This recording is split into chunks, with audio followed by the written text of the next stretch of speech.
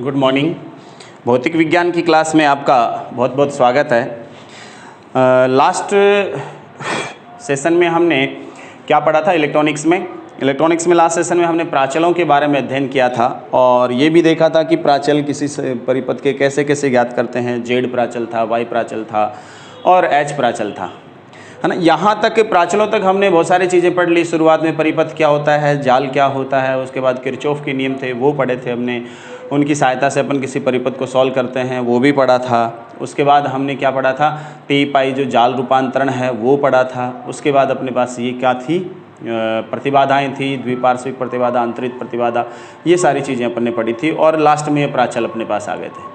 ये सिंपल एक तरीका था नेटवर्क को सॉल्व करने का और इन सारी चीज़ों को अपन यूज करते हुए, उपयोग में लेते हुए किरचॉफ के नियमों की सहायता से जो सिंपल परिपथ होते हैं, छोटे परिपथ होते हैं, उनको आसानी से अपन क्या कर सकते हैं? सॉल्व कर सकते हैं। लेकिन कई बार क्या होता है इलेक्ट्रॉनिक्स में, ऐसे परिपथ जुड़ते जुड़ते बहुत कॉम्प्लिकेटेड सर्किट बन जाता है, बड़ा सर्किट बन जाता है, उसमें मटेरियल भी ज़्यादा लगता है, एलिमेंट्स भी ज़्यादा यूज होते हैं। तो इलेक्ट्रॉनिक्स में सबसे बड़ा काम यही होता है कि एक तो कॉस्ट घटाई जाए किसी चीज़ की, मैन्युफैक्चरिंग कॉस्ट वो कम आए। दूसरा, उसमें जो चीज़ें लग रही हैं वो बहुत ज़्यादा होने की बजाय कॉम्पैक्ट हो, कम हो, ताकि अपन क्या करें, उन्हीं से मल्टी फंक्शन करवा सकें। ठीक है, ऐसा काम हो। तो ऐसी स्थिति में अपन को क्या करता है, कोई बड़ा सर्किट है, सपोज बहुत बड़ा सर्किट है, वो जो काम कर रहा है उसके तुल्य काम ही एक छोटा सर्किट कर रहा है। ठीक है ना, उसमें कम डिवाइसेस जुड़ी हुई हैं, इलेक्ट्रॉनिक एलिमेंट्स कम जुड़े हुए हैं, काम वो का वही कर रहा है। इसका मतलब दोनों सर्किट क्या हो गए? इक्विवेलेंट सर्किट हो गए, है ना। और तो अपन क्या करेंगे, जो छोटे वाला सर्किट है जो इजीली काम कर रहा है और उसी का जो काम है वो सेम टू सेम वो कर रहा है, तो अपन कौन सा प्रीफर करेंगे? वो छोटे वाला सर्किट प्रीफर करेंगे। स्पेस कम घेरेगा, कॉस्ट कम आएगी, काम वो का वही होगा, एनर्जी लॉस वगैरह है वो सारी चीज़ें कम होंगी। ठीक है, इसलिए बड़े सर्किट की बजाय अपन किस पे जाते हैं? छोटा उसका जो रूप है प्रीफर करना चाहिए। आप भी जानते हो ना कि इलेक्ट्रॉनिक डिवाइसेस में बड़ा फ़ोन कोई नहीं रखना चाहता इतना। हाँ, स्लिम ट्रिम होना चाहिए, फ़ोन स्लिम होना चाहिए, आप ये चाहते हो, है ना, ये वाली चीज़ चाहते हो। तो ऐसा नहीं कि पुराने टाइप के मोटे मोटे फ़ोन हो जाएं, ऐसा नहीं, है ना। तो ये कब हो पाता है? जब सर्किट का सिंप्लीफिकेशन होता है और उनको अपन छोटे स्तर में काम में लेना शुरू करते हैं। तो इन्हीं सारी चीज़ों के लिए, सर्किट्स को और कम करने के लिए हम क्या करते हैं? इलेक्ट्रॉनिक्स में कुछ थ्योरम्स काम में लेते हैं। ठीक है, कुछ थ्योरम्स काम में लेते हैं और वो जो थ्योरम्स होती हैं वो अपने पास क्या कहलाती हैं? जाल प्रमेय कहलाती हैं। क्या कहलाती हैं? जाल प्रमेय कहलाती है, नेटवर्क थ्योरम्स। तो आज की क्लास में अपन इसी को स्टार्ट करेंगे, जाल प्रमेय, और इसमें एक थ्योरम है वो अपन पूरी करेंगे आज, 1 बाय 1 करके सारी थ्योरम पढ़ेंगे। अपने सिलेबस में कई थ्योरम है, जिनमें से पहली अपने पास आती है अध्यारोपण प्रमेय, उसके बाद आती है थेवेनिन प्रमेय, उसके बाद नॉर्टन प्रमेय, उसके बाद पारस्परिकता प्रमेय आती है, उसके बाद संभरण प्रमेय है, उसके बाद अपने पास अधिकतम शक्ति संचरण प्रमेय है, मिलर प्रमेय है। इस प्रकार कई थ्योरम्स होती हैं नेटवर्क्स में, और उन थ्योरम्स का अपन यूज करके नेटवर्क को क्या कर सकते हैं? सिंप्लीफिकेशन कर सकते हैं नेटवर्क का, और बहुत छोटे रूप में अपन उसको लिख सकते हैं ताकि उसको सर्किट को सॉल्व करना क्या हो जाए? ईजी हो जाए। ठीक है, इसलिए अपन क्या करेंगे? थ्योरम पढ़ेंगे। उनमें पहली जो थ्योरम है वो पहली थ्योरम है अध्यारोपण प्रमेय।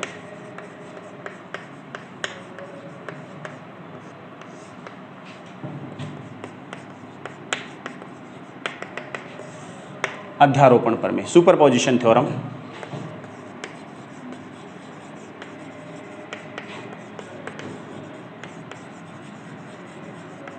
एग्जाम में आप में इनमें से एक ना एक थ्योरम आती है, और थ्योरम की साथ साथ एक एग्जाम्पल भी आता है आपके पास, इसलिए बड़ा क्वेश्चन आपको वहाँ से मिल जाता है इजीली, है ना। बहुत इंपॉर्टेंट पोर्शन रहता है इस यूनिट का ये, है ना। अध्यारोपण प्रमेय क्या कहलाती है? ये कहता है कि किसी भी जाल में, अब मैं वो सारी बातें प्रयुक्त करूँगा जो आपने पहले पढ़ी हैं, जो हमने पढ़ाई है। तो अपन कहेंगे किसी द्विपार्श्वीय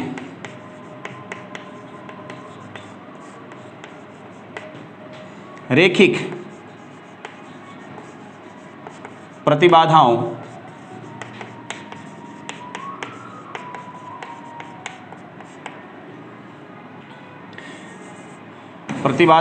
से युक्त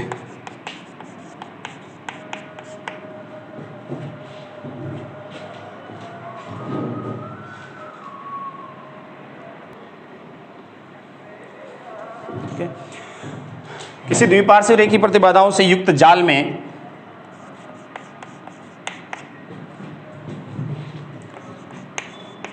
यदि दो या दो से अधिक जनित्र जुड़े हों, जनित्र का मतलब स्रोत, ऊर्जा स्रोत जुड़े हों, जनित्र जुड़े हों, तो जाल की किसी शाखा में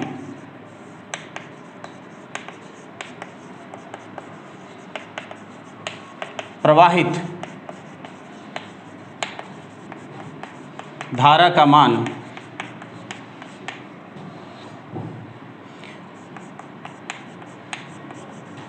प्रत्येक जनित्र द्वारा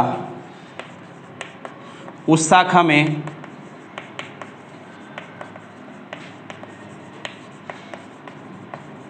प्रवाहित धाराओं के बीजीय योग के तुल्य होता है, जबकि उस स्थिति में अन्य जनित्रों को उनकी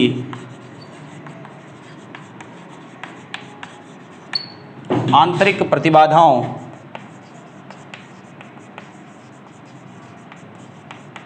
से प्रतिस्थापित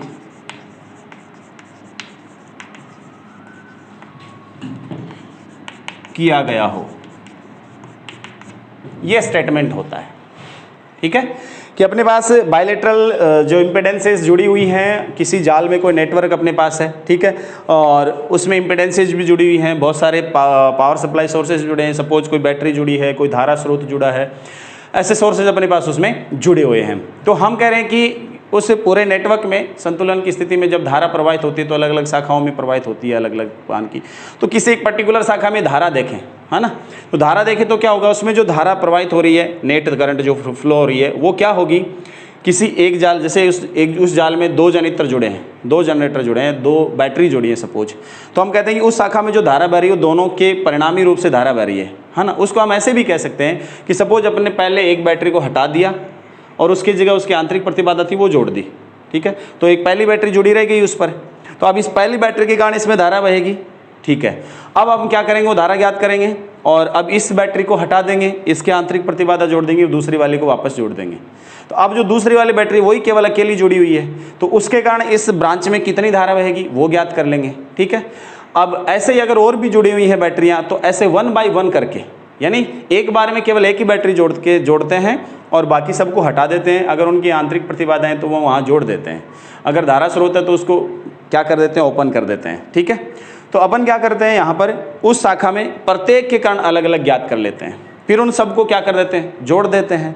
जोड़ देते हैं तो उतनी ही करंट आती है जितनी सबको एक साथ जोड़ने पर आती है। समझ के बात है, ये क्या कहलाती है, अध्यारोपण प्रमेय कहलाती है। समझ के बात आप।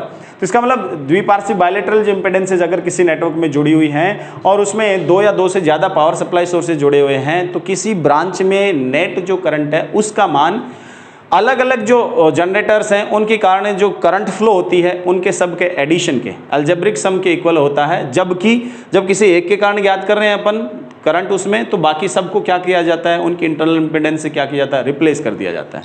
इस बात को आप यूँ समझें, इस स्टेटमेंट को दोबारा से अब नेटवर्क की सहायता से आपको समझाऊं तो कैसे समझेंगे।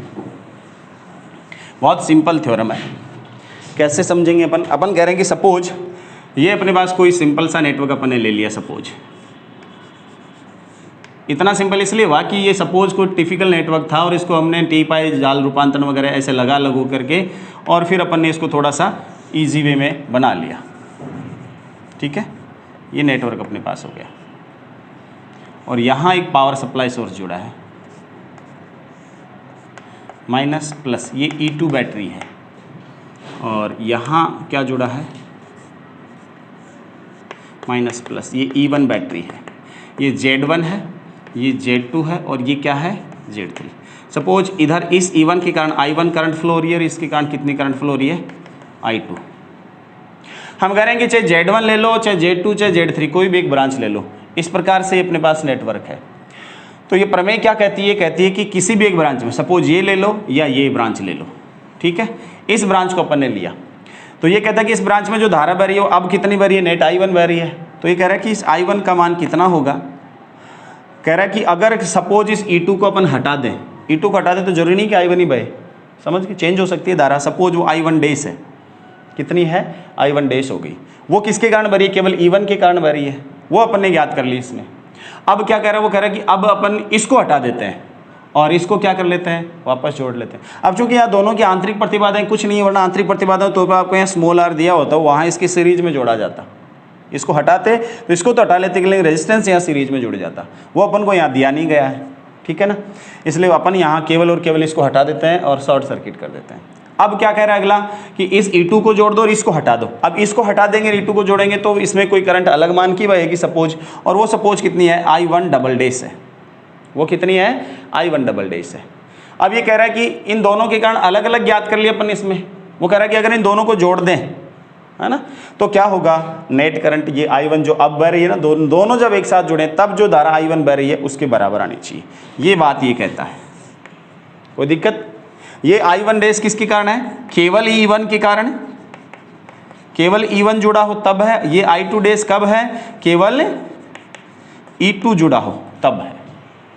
तो अपन इसमें क्या करते हैं? सबसे पहले अपन एक काम कर लेते हैं कि हम इसे Z1 में जो धारा I1 है इसका मान अपन किरचॉफ के नियमों से ज्ञात कर लेते हैं, है ना। फिर इस किससे? इस थ्योरम से ज्ञात करते हैं। अगर दोनों बराबर आते हैं इसका मतलब तुल्य है, बात सही है इसकी।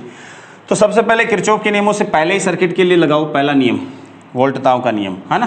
तो यहाँ E1 वोल्टेज जुड़ी है, E1 वोल्टेज यहाँ इस करंट के कारण फ्लो होती है, ये इसके कारण ये करंट फ्लो होती है I1, उधर से I2 होती है। तो अपने पास पहला ही लूप लें अपन, ये पहला लूप, ये दूसरा लूप। तो पहले लूप में E1 वोल्टेज जुड़ी, तो E1 का मान कितना होगा? I1 किस किस में बहेगी? Z1 और Z3 में, तो Z1 plus Z3, I1 into Z1 plus Z3। हाँ, और I2 भी इधर ही बह रही है, इसका मतलब वो भी इसी में तो जुड़ेगी, प्लस I2 इंटू Z3। ये समीकरण नंबर फर्स्ट हो गया। किरचॉफ का वोल्टा नियम लगा देना इस लूप में, इजीली हो जाएगा। यहाँ से चलोगे तो I1 Z1 और इसमें I1 प्लस I2 Z3, तो I1 Z1 plus I2 into Z3 आ गया बराबर E, ठीक है। दूसरा इसमें लगाओगे तो E2 कितना होगा? E2 बराबर, यहाँ से चलोगे तो Z2 plus Z3 into I2, तो कितना? I2 into Z2 plus Z3। और इसमें और कौन आ रहा है? I1 भी तो आ रहा है इधर से, I1 इंटू Z3, तो I1 इंटू Z3। ये इक्वेशन नंबर कितना हो गया? 2 हो गया। अब इन दोनों इक्वेशनों को अपन सॉल्व करके क्या निकालेंगे? सपोज अपन I1 से ही संतुष्ट कर दें तो कोई दिक्कत नहीं है। आप कह रहे हो सर I2, इसमें I2 बह रही है, इसमें I2 बह रही है, तो अपन क्या करेंगे? I2 निकाल कर देखेंगे, ऐसा होता है तो I2 भी सॉल्व कर लो चाहे, और I1 करना चाहते हो तो I1 सॉल्व कर लो किसी भी एक ब्रांच में। अपन सपोज इस Z1 वाले ब्रांच में देखना चाह रहे हैं, तो Z1 वाले में कितनी धारा बह रही है? अब I1, तो अपन इन दोनों समीकरणों को सॉल्व करके I1 ज्ञात करना चाहें तो क्या करना पड़ेगा? देखो, I1 ज्ञात करने के लिए I2 को एलिमिनेट करना पड़ेगा, और I2 को एलिमिनेट करने के लिए Z2 प्लस Z3 से ऊपर वाले को गुणा कर दो, यानी इसको किससे गुणा करोगे? Z2 प्लस Z3 से गुणा कर दो, और इसको किससे गुणा कर दोगे? I2 के मल्टीपल में कौन है? Z3। फिर इन दोनों को यहाँ से क्या कर दोगे? घटा दोगे। तो घटाते ही आपके पास क्या आएगा? देखो, I1 बराबर, है ना। अब ये भी तो मल्टीप्लाई होगा Z2 प्लस Z3 से, तो क्या होगा? Z1 Z2 Z2 Z3 Z3 Z1 और Z3 स्क्वायर आएगा अपने पास, ठीक है। तो Z3 स्क्वायर आएगा, वो भी अपने पास कैंसिल होगा, यहाँ Z3 आएगा क्योंकि इसको Z3 से गुणा करें तो Z3 स्क्वायर आएगा। तो Z3 स्क्वायर वाली टर्म तो क्या हो जाएगी? कैंसिल। क्या बचेगा अपने पास?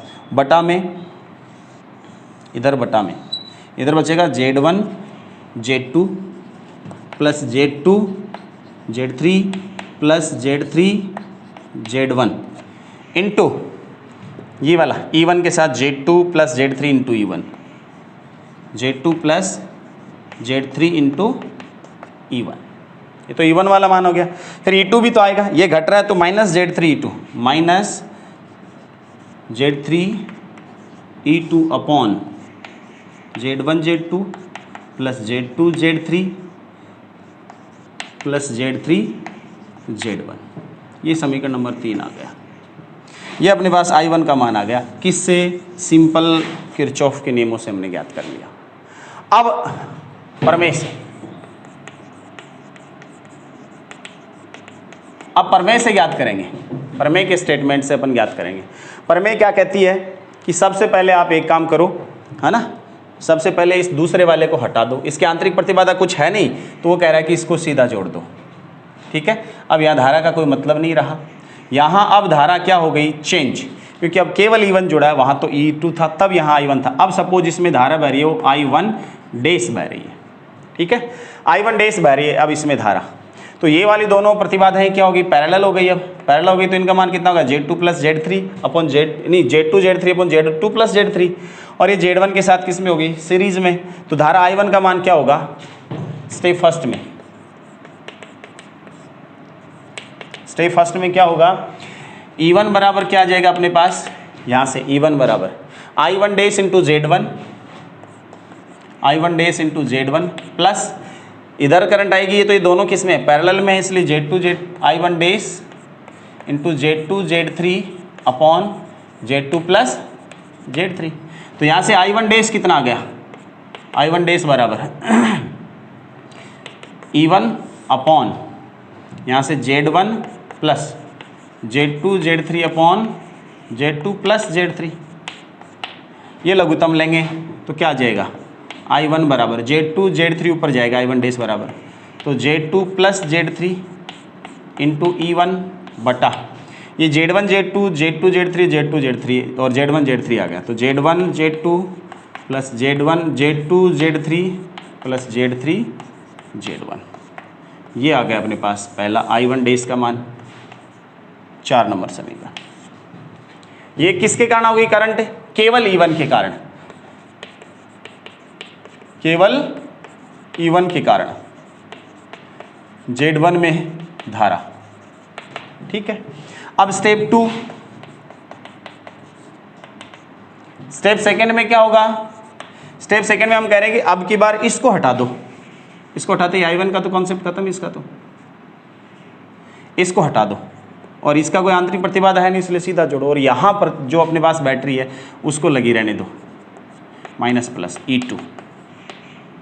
ठीक है, अब कह रहे इस E2 के कारण करंट सपोज इधर जो बह रही है वो I2 डैश है, कितनी हो गई, अब I2 थोड़ी रही, अब तो I2 डैश हो गई, और ये I2 डैश यहाँ आकर के बटती है, यहाँ करके क्या होती है, बटती है, तो इसमें सपोज I1 डैश जाती है, I1 डबल डैश जाती है, इसमें कितनी जाती है current, I1 double dash.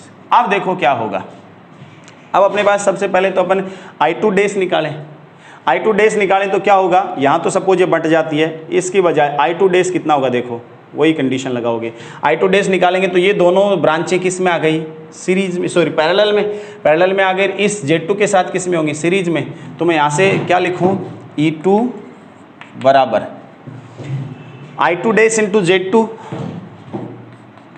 I2 dash into Z2 plus, अब ये दोनों किस में है, सपोज पैरेलल में है, तो कितना होगा, Z1 Z3 upon Z1 plus Z3 into I2 dash, तो I2 dash Z1 Z3 upon Z1 plus Z3, तो E2 कितना हो गया, I2 डैश ब्रैकेट में Z2 plus Z1 Z3 upon Z1 plus, या I2 डैश कितना हुआ, Z1 Z2 plus Z2 Z3 plus Z3 Z1 I2 dash into upon Z1 plus Z3, ये हुआ।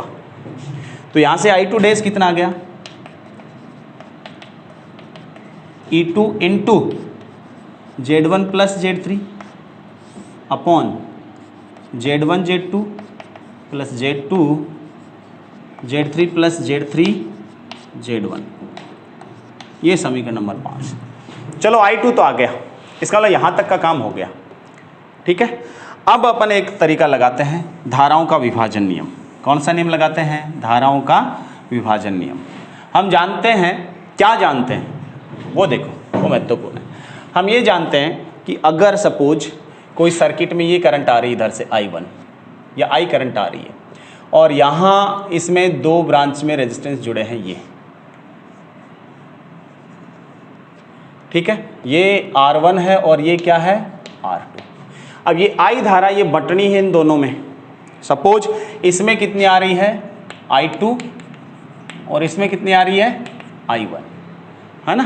तो आप ये जानते हो कि I1 और I2 दोनों का अनुपात जो होता है I1 और I2 ये प्रतिरोधों के व्युत्क्रमानुपाती होता है R2/R1। अगर प्रतिरोध ज़्यादा है तो करंट इसमें कम आएगी और प्रतिरोध कम है तो करंट इसमें ज़्यादा आएगी। तो मैं सपोज I2 चाहिए, I2 इधर ले जाओ, तो I2 कितना आ गया I2 बराबर कितना आ गया अपने पास, I2 इधर गया तो R1/R2 इंटू I1, ये आ गया। अब I1 भी तो नहीं पता अपन को, तो I1 कितना है, I1 अपन कह सकते हैं यहाँ से I से निकाल सकते हैं I1 प्लस I2, तो I1 कितना है अपने पास I माइनस I2, तो I माइनस I2 तो यहाँ R1/R2 into I minus I2। अब ये देखो R1/R2 इंटू I तो इधर रह जाएगा, I2 इधर भी तो इसको इधर ले R1/R2 को, तो अपने पास क्या आ गया इधर 1 प्लस R1/R2 इंटू I2 बराबर R1/R2 into I।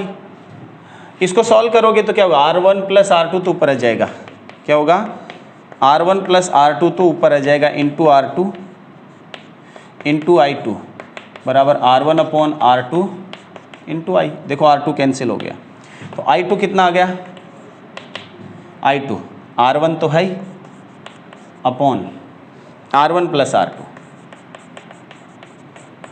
Into I।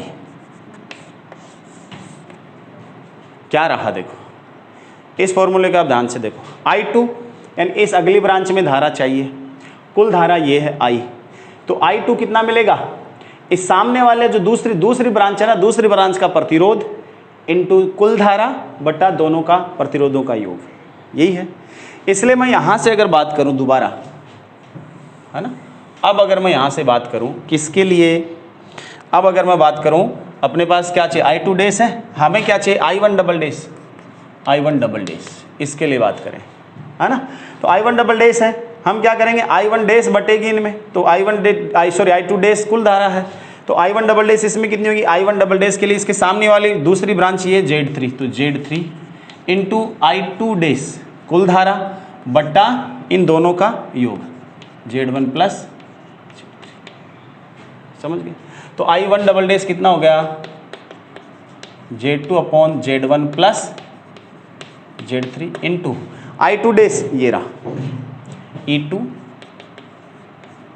Z1 plus Z3 upon Z1 Z2 plus Z2 Z3 plus Z3, देखो ये कट गया, समझ गए। तो ये क्या आ गया यहाँ से I1 डबल डैश कितना आ गया Z2 into E2 upon Z1 Z2 plus Z2, ये आ गया, समझ गए। अब मुझे एक चीज़ बताओ, क्या बताऊं, ये बताओ कि I1 डैश है, ये किसके कारण थी, E1 के कारण। I1 डैश E1 के कारण थी, जब यहाँ E1 जुड़ा था उसकी दिशा इधर थी ना I1 डैश की, और I1 डबल डैश की किधर है, इधर, दोनों एक दूसरे के क्या है विपरीत। हम बता रहे हैं कि परिणामी धारा सपोज इधर जा रही है ना, शुरुआत में दिखाया था ना कि I1 परिणामी इधर थी, तो I1 परिणामी कितनी होगी, इसका मतलब I1 परिणामी वो कितनी होगी, I1 डैश वो तो इधर है इसलिए I1 डैश ले लिया, इसकी दिशा में ही है, लेकिन I1 डबल डैश किधर है, इसके विपरीत दिशा में है, इसलिए उसको माइनस दिखा के अपन I1 डबल डैश करेंगे। मान रखोगे दोनों का तो क्या आएगा, I1 डैश का तो कितना वो रहा Z2 plus Z3 into E1 upon Z1 Z2 plus Z2 Z3 plus Z3 Z1 minus Z2 E2 Z2 तो Z3 सॉरी, यहाँ ध्यान देना, ये Z3 अपन ने Z2 कर दिया, Z3 Z3E2 sorry upon Z1 Z2 plus Z2 Z3 plus Z3 Z1। देखो जरा समीकरण नंबर ये 5 आगे 6 आ गया था, ये 7। देखो जरा समीकरण 7 और समीकरण 3 दोनों इक्वल नहीं है क्या? देखो जरा सेम ही है क्या? ये तो अपने किरचॉफ के नियमों से प्राप्त किया था और ये प्रमेय के कथन से प्राप्त किया है। इसका मतलब दोनों ही इक्विवेलेंट हैं। इसका मतलब प्रमेय का जो कथन था वो क्या है? बिल्कुल सटीक है, यहाँ से सत्यापित हो जाता है। इसलिए अपन कह सकते हैं कि कोई भी द्विरेखिक पार्श्वी प्रतिबाधाओं से युक्त जो कोई जाल है जिसमें बहुत 2 या 2 से ज़्यादा जनित्र जुड़े हुए हैं, तो हम क्या करते हैं कि 1 बाय 1 करके प्रत्येक जनित्र के कारण किसी एक ब्रांच में धारा ज्ञात कर लेते हैं, अन्य जनित्रों को उनकी आंतरिक प्रतिबाधा इंटरनल इम्पीडेंस से रिप्लेस कर देते हैं और फिर उन सभी को क्या कर देते हैं अपन? जोड़ देते हैं, उनका बीजीय योग कर देते हैं। तो उसमें सारों को एक साथ जोड़ने पर जो धारा आती है वो धारा मिल जाती है। समझ गए? तो थोड़ा सिंपल हो जाता है कि सबके कारण एक एक के कारण ज्ञात हो जाए, फिर अपन क्या कर लें, उसका छोटा रूप अपन क्या कर सकते हैं? बना सकते हैं आराम से। ठीक है, धन्यवाद, बहुत बहुत धन्यवाद आपका।